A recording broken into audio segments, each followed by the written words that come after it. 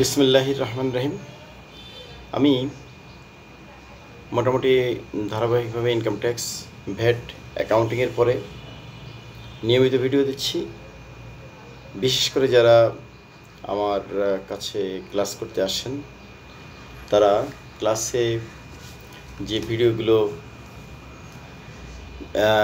ক্লাসে যে লেকচারগুলো দিই, মূলত এইগুলোই ভিডিও আকারে পরবর্তীতে তারা যাতে দেখতে পারেন, এই জন্য তাদের সেবায় এই উদ্যোগ। আপনারা জানেন আমি লিমিটেড কোম্পানির উপর ক্লাস করাই। বিশেষ করে লিমিটেড কোম্পানির ইনকাম ট্যাক্স, ভ্যাট কীভাবে করতে হয়, এবং যারা নতুন চাকরি করছেন কিংবা চাকরিতে আছেন তাদের জন্য লিমিটেড কোম্পানির ভিতরের বিষয়গুলো জানা খুবই জরুরি। সেভাবেই আমরা আজকের ক্লাসটা হচ্ছে মূলত নন অ্যাকাউন্টিং পার্সন যারা তাদের উপযুক্ত করে অ্যাকাউন্টিংয়ের বেসিক রুলসগুলো।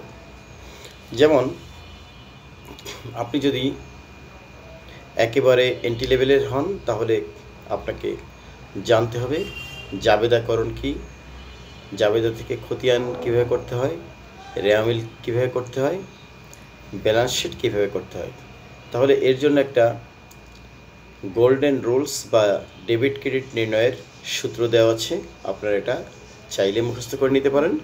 যেমন ক্রয়, ক্ষয়, ক্ষতি, খরচ, সম্পত্তি সমান সমান ডেবিট, আয়, দায়, বিক্রয়, মূলধন, প্রাপ্তি, ক্রেডিট।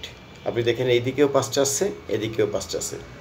তাহলে এই সূত্রটা যদি ভালো করে মুখস্থ করেন, এখানে আপনার জাবেদাকরণ করার খুব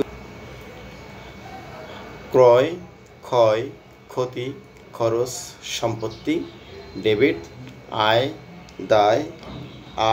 দায়, বিক্রয়, মূলধন, লাভ, ক্রেডিট। আপনারা যদি এই হিসাবটা ভালো করে আয়ত্তে আনতে পারেন বা এই সূত্রটা ভালো করে আয়ত্তে আনতে পারেন, তাহলে ডেবিট ক্রেডিট নির্ণয় করা আর কোনো সমস্যা আপনাদের থাকবে না। আপনারা তাহলে যারা একেবারে এন্ট্রি লেভেলের অ্যাকাউন্টিং স্তরে আছেন, তারা জানবেন যে হিসাব শুরু হয় মূলত লেনদেন থেকে। অর্থাৎ যখন কোনো লেনদেন শুরু হয় তখনই হিসাব শুরু হয়। তার মানে একজন দাতা থাকবেন, একজন গ্রহীতা থাকবেন। দাতা গ্রহীতার এই যে অ্যাকাউন্টিংয়ের পদ্ধতি, এটাকে বলা হয় ডেবিট ক্রেডিট সিস্টেম বা দুতরফা দাখিলা পদ্ধতি বা ডবল এন্ট্রি সিস্টেম। আপনারা হয়তো জানেন না যে হিসাবের শুরুটা কিভাবে হয়েছে। আমি কিন্তু বলছি নন অ্যাকাউন্টিংয়ের পার্সন। যারা অ্যাকাউন্টিং পার্সন তারা অবশ্যই জানেন যে হিসাবটা একসময় ছিল গুহা কেন্দ্রিক বা সভ্যতার আদি থেকে যখন মানুষ হিসাবের সূত্রপাত করে, তখন গুহায় বিভিন্ন রকমের দাগ বা বিভিন্নভাবে তারা হিসাব রাখত তাদের মতো করে। এইখান থেকেই মূলত হিসাবের শুরু হয়, এবং এইখান থেকে যে হিসাবটা শুরু হয় এইটাকে বলা হয় মূলত সিঙ্গেল এন্ট্রি। সাধারণত শিল্প বিপ্লবের পরে ধীরে ধীরে ডবল এন্ট্রি সিস্টেম চালু হয়, যেটাকে আধুনিক হিসাবের পথিকৃৎ বলা হয়, বা আধুনিক হিসাব পদ্ধতি হলো মূলত ডবল এন্ট্রি সিস্টেম বা দ্বৈত দফা বা দুটি দফা।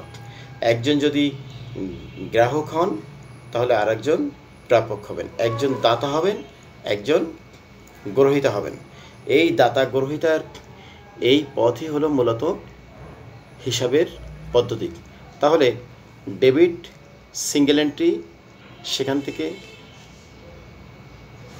ডবল এন্ট্রি যখন আসলো, তখন হিসাবটা একটা সিস্টেমাইজ পদ্ধতি চলে আসলো।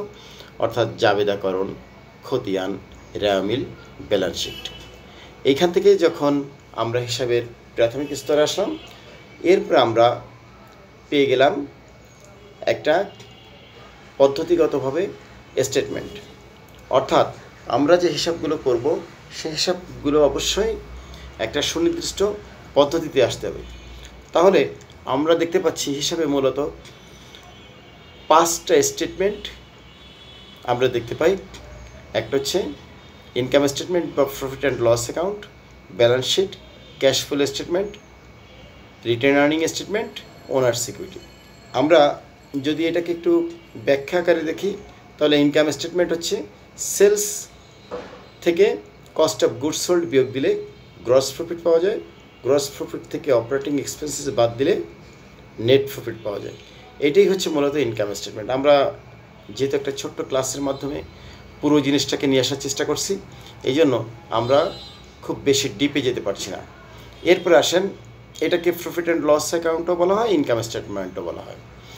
এরপরে এখানে দেখবেন যে for the year ended June 13 June বা ডিসেম্বর এরকম একটা লাইন নিচে লেখা থাকে। এটার অর্থ হচ্ছে সারা বছর ধরে যে বেচাকিনি হলো বা ট্রানজ্যাকশন হলো সেটার তথ্য মূলত এই ইনকাম স্টেটমেন্টে একত্রিত করা হয়েছে। তাহলে ফর দ্য ইয়ার মানে সারা বছর ধরে। এবার হচ্ছে ব্যালেন্স শিট। ব্যালেন্স শিটে মূলত একটা বছরের এন্ডিং অফ দ্য ইয়ার যে ব্যালেন্সিং ফিগারগুলো থাকে তাকে বলা হয় ব্যালেন্স শিট। ব্যালেন্স শিটকে মূলত মোটা দাগে দুই ভাগে ভাগ করা হয়। তার আগে আমরা দেখব অ্যাজ ইয়ার ইন্ডেড শব্দটার মানে কি। অর্থাৎ অ্যাজ ইয়ার ইন্ডেড যে শব্দটা থাকে এটার অর্থ হচ্ছে ঠিক স্পেসিফিক এই দিনে 31শে ডিসেম্বর বা 30শে জুন তারিখের যে লাস্ট দিনে ইয়ার এন্ড অফ দ্য ইয়ার যে তারিখে, এই তারিখে যে ফিগারগুলো থাকে তাকে বলা হয় ব্যালেন্স শিটের ফিগার। তাহলে আমরা মোটা দাগে দুই ভাগে ব্যালেন্স শিটকে ভাগ করতে পারি। একটা হচ্ছে ক্যাপিটাল অ্যান্ড লায়াবিলিটিস, ঠিক অপর পাশে অ্যাসেট এবং প্রপার্টিস। তাহলে ক্যাপিটাল হচ্ছে সেইগুলো যেগুলো মালিক কর্তৃপক্ষ একটা প্রতিষ্ঠানে আনয়ন করেন মূলধন হিসেবে। আর লায়াবিলিটি হলো থার্ড পার্টির কাছ থেকে বা কোম্পানির বাইরে থেকে যেগুলো ধার দেনা করে সাপ্লাই দেওয়া হয় সেগুলোকে বলা হয় লায়াবিলিটিস। এই দুটো মিলে যে টাকা দাঁড়াবে এই টাকা ডেবিট পাশে বা সম্পদ পাশে মিলে যাবে। এটা স্থায়ী সম্পদ হিসেবে থাকতে পারে অথবা চলতি সম্পদ থাকতে পারে। তাহলে আমরা ব্যালেন্স শিটের অপর পাশকে যদি আমরা হিসাব করি তাহলে আমরা দেখতে পাই ওখানে চলতি সম্পদ এবং স্থায়ী সম্পদ দুইভাবে মূলত সম্পদগুলো শ্রেণীবদ্ধ করা থাকে। অথবা আমরা বলতে পারি ফিক্সড অ্যাসেট বা নন কারেন্ট অ্যাসেট অথবা কারেন্ট অ্যাসেট, বা ফিক্সড অ্যাসেট নন কারেন্ট অ্যাসেট।